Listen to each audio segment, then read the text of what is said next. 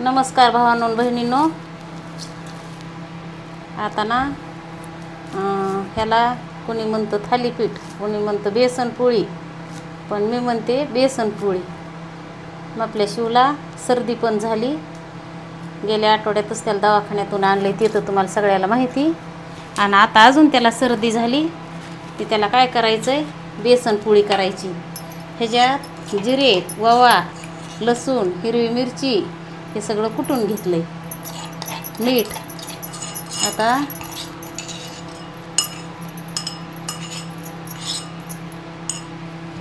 ह्याच्यात टाकायची उलशी हळद. कुणी काही म्हणतं, कुणी काही म्हणतं, मी बेसन पोळी म्हणते. त्याच्या तोंडाला चव नाही, त्याला सर्दी झाली.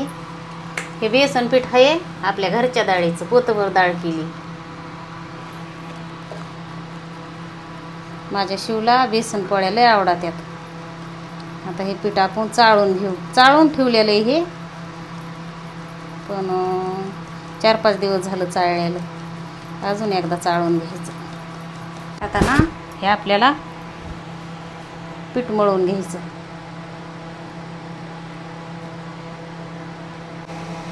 बघा आपली आता बेसन पोळी तयार होणार आहे.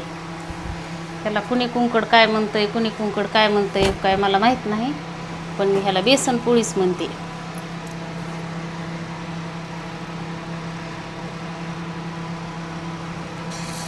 घड झालंय, थोडं थोडं पातळ बी करता येतं पाणी टाकून. आपल्या गावरान डाळीच्या घरच्या बेसनाची पोळी ही.